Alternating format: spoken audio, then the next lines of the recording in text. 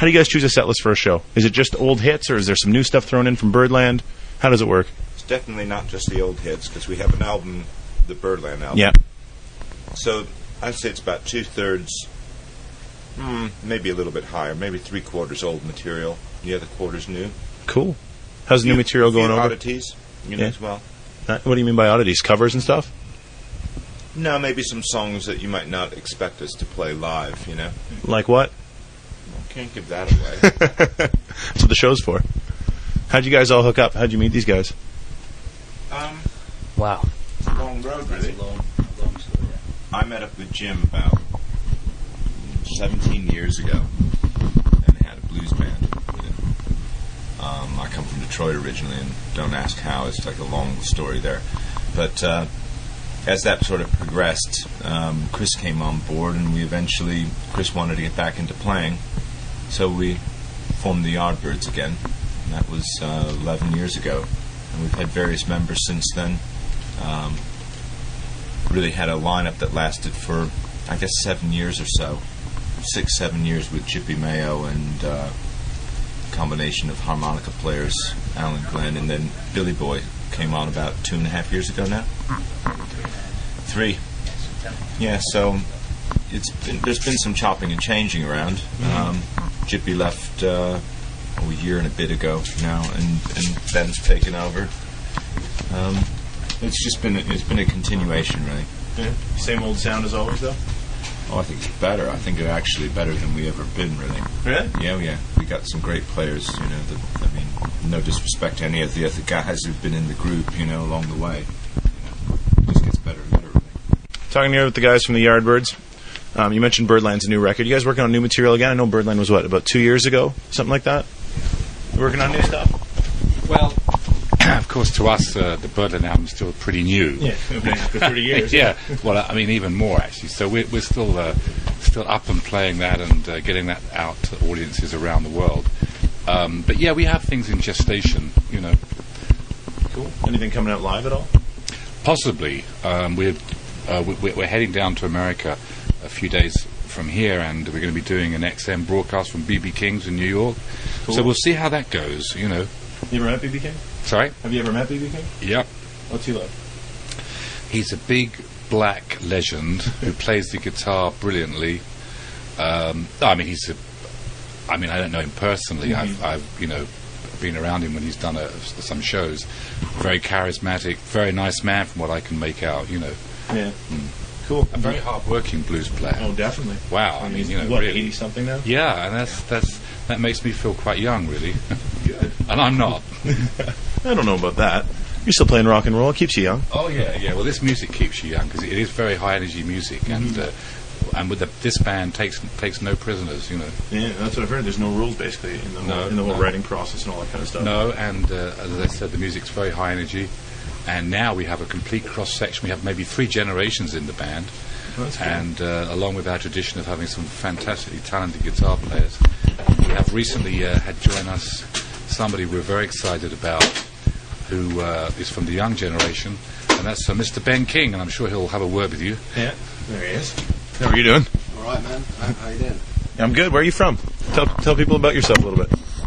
Well, I'm from England. Okay. What part of England? It's out in the middle of the sticks near Oxford, so it's Okay. in the middle of the country.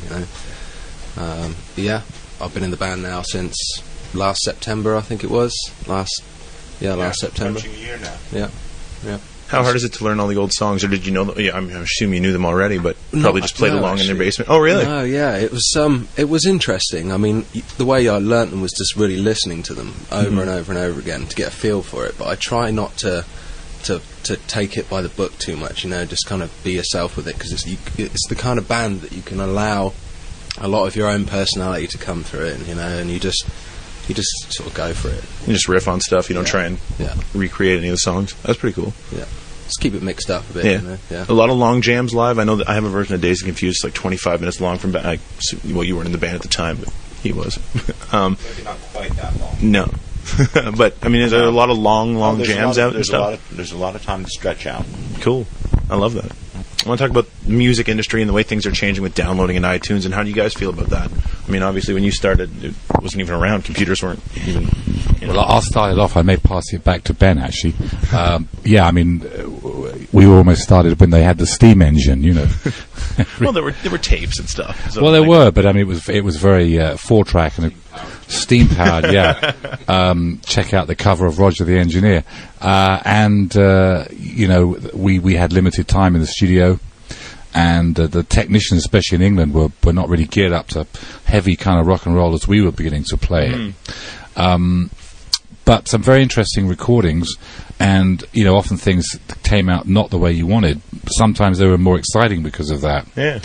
It's a lot more controlled now. And when we did the Birdland album, we were very conscious that although we wanted to get it up sonically to standard, not to lose the edge and the excitement of doing some of it on new Pro Tool type equipment, you know.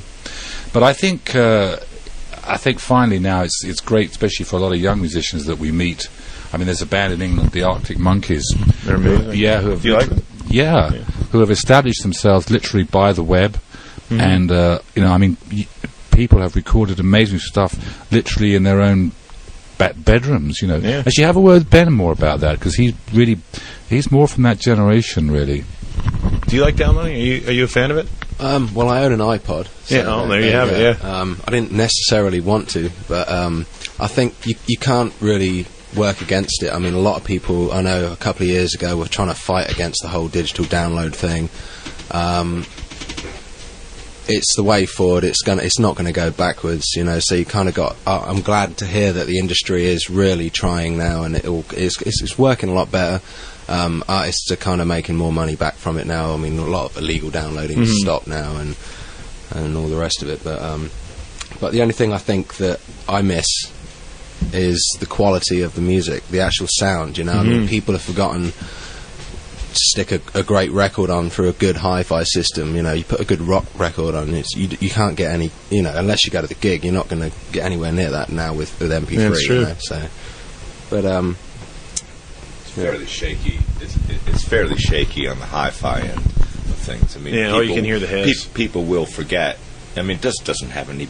It doesn't have any punch. You know, it's a what is it? Something like, how many bit technology is it? I have no idea. But It's not CD quality, No. which is 24-bit, and like Pro Tools is like a 36-bit. Oh, really? type I didn't know that. That's information pretty cool. Process. So when you hear Pro Tools come back at you, you go, "Fuck off! This sounds great." You know, that's because it's got 3 times as much information as what you hear on a CD. You see, it's got that much more detail. So when you hear an MP3, yeah, it sounds okay in the car. It sounds like music, you know, Yeah. like that, you know, or whatever. But it won't stack up. Yeah. It won't stack up against a vinyl. Well, it never LP. will, and you'll never get the Yeah. album concept. You know, going home Yeah. to the CD store, the record Right. store, and it'll have its getting time. all And that hey, stuff. it's like, you know, it's like those micro mini cassette tapes. How long did they last? You know? That's a good point. You know, it'll have its time, and then they'll scrap it. They'll scrap it as a technology and move on to something different. Also, it's Interesting. more expensive to buy a turntable now than it is an iPod. It's a great marketing thing because you can't buy a turntable for under 300 quid now. You know. Well, on a decent one at least. Yeah. I mean, coming from you know, that time where you had real great audio, you had tube amplifiers and decks and everything else.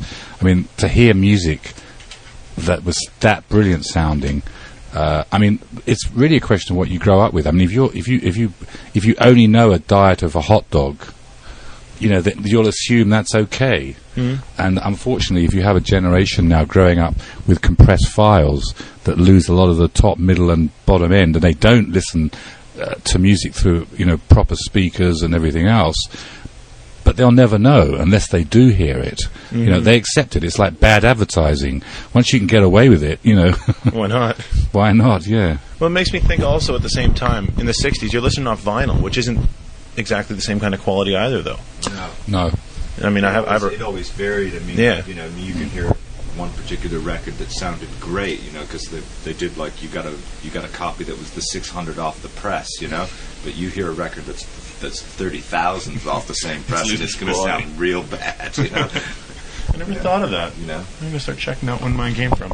Yeah, it's, you know, but you know, the thing is now you can get all these, you know, master sort of records like Mobile Fidelities and all this stuff, you know, really fine, clean vinyl, you know, if you take good care of them and you got a good cartridge and a preamp and all that, man, those records sound amazing. You know? Sound like you're really into the vintage sound. Well, I don't have any of that stuff, but I know people who do. You know? Yeah, but I mean, even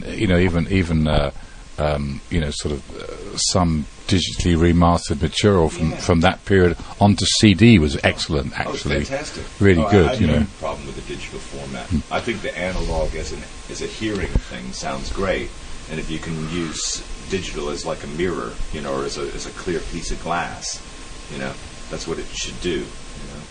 Anyway, at the end of the day, it is the music. That's true. I mean, it's a journey from A to B. Even in an old car, if the countryside pleasant, and it's the same with the music. If the music's great, you don't want to get too hung up with the sort of tech side of it. You used to be a photographer.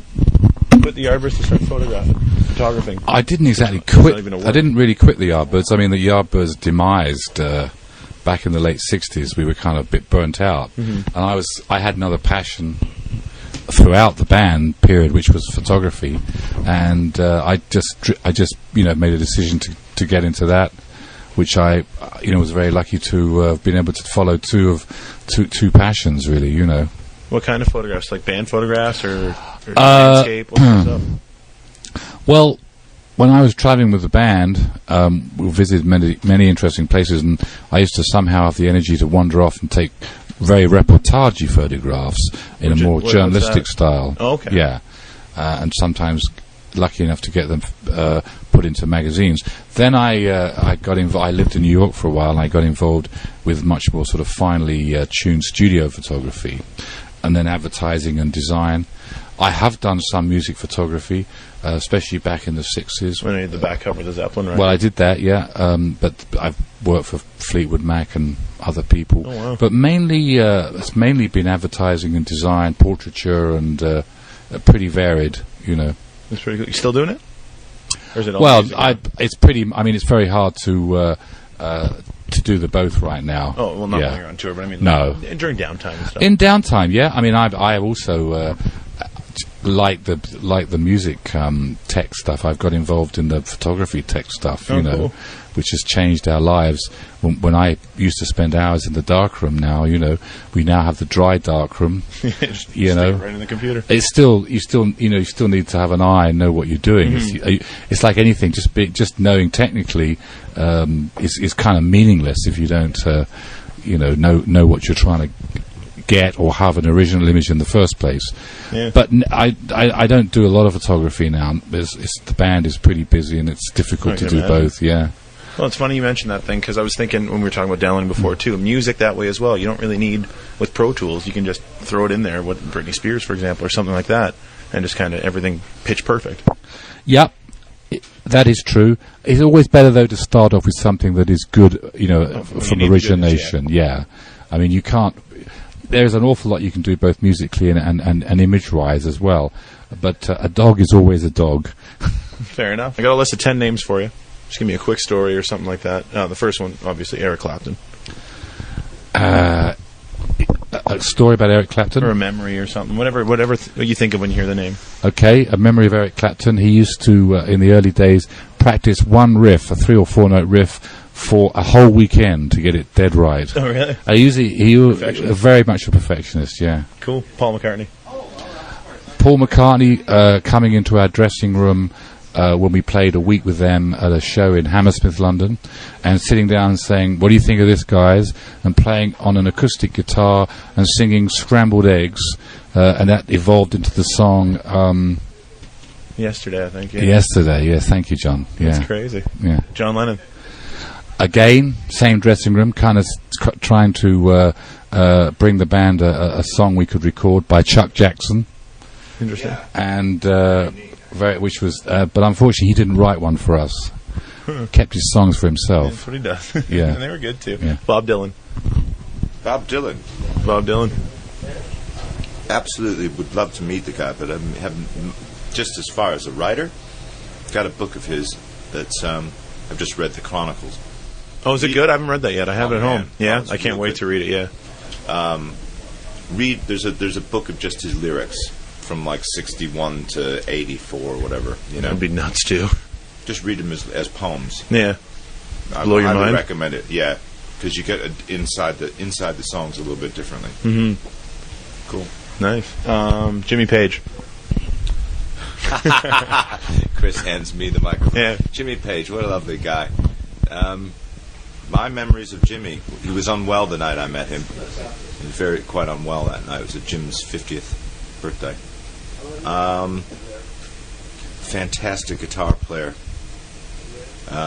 Really, really great riff player, you know. Cool. Jeff Beck. Oh, the genius. Yeah. They don't make them like that. No. Best thing that ever happened to the Yardbirds. You can't. That's not a guitar style or anything. You can't program that. The guy is a genius and still is. Mm-hmm. I heard he worked with you on the last record too. He did play on that record, yeah. Yeah, My Blind Life. Next one is Jimi Hendrix. Okay. I was in a TV studio in London way back in the 60s, and it was a program called Ready, Steady, Go, which is a very famous live. Used to go out on Friday night. The catchphrase was "Your weekend starts here," and it was a great program for the young. Brilliant, and everybody played it. The Stones, myself, the Yardbirds, the Animals. Anyway, in this dressing room, Chaz Chandler walks in and says to Eric and myself, check this out. There's a guy in the next studio rehearsing. Come and see what you think. Went to the next studio, and life changed. There was Jimmy with his two side men. Eric's draw dropped. This wild black guy, left-handed guitar. Never heard anything like it. It was a stunning moment. Cool. Left-handed guitar turned upside down too, which is kind of cool. That was weird enough. Yeah. Keith Richards. I like him now better than I did in the 60s. Why is that? Well, because I think that he's matured into a great raconteur. I mean, he is the genuine article, and I love the idea that, if I'm right in thinking, that the Men's Health magazine featured him on their cover once. I thought that was brilliant. Wow. I did not know that. That's cool. Yeah. Keith Moon. Oh, complete the epitome of the mad drummer. Is he the best man to party with ever? He had a great sense of humour, and he used to hang out with a guy with Viv Stanishaw, was it? Yeah, Viv Stanishaw. Yeah, and they were great practical jokers. He was pretty wild, but he had a great sense of humour. And they did things like I tell you, they did a great joke once, Keith Moon, on the London Underground. Very sort of stiff, and he had all these copies of a national newspaper from a year before, right? Yeah. So he had a load of people sort of in this carriage, all reading this newspaper from 1 year before, mixed with the general public. I mean, so he had a great sense of humour. That's great. Isn't that great? That's great. That's great. I mean, that's just fantastic. One last one, Cat Stevens. Well, of course, no Cat Stevens, not only through his wonderful music in the 60s, a great voice, very, touching sort of voice, but of course, my old colleague and friend Paul Samuel Smith, who went on to be a record producer, produced all his songs. But one thing I remember about Cat Stevens is when he converted to Islam. And all of a sudden he was no longer this sort of rock star, and he apparently would turn up in the studio with a bunch of guys all reading the Quran, and they would sit around deciding whether they could do this song or not, whether it was correct to do it. Yeah. I think it drove Paul nuts. Thank you very much, man. Is that all right? It's a pleasure talking with you guys.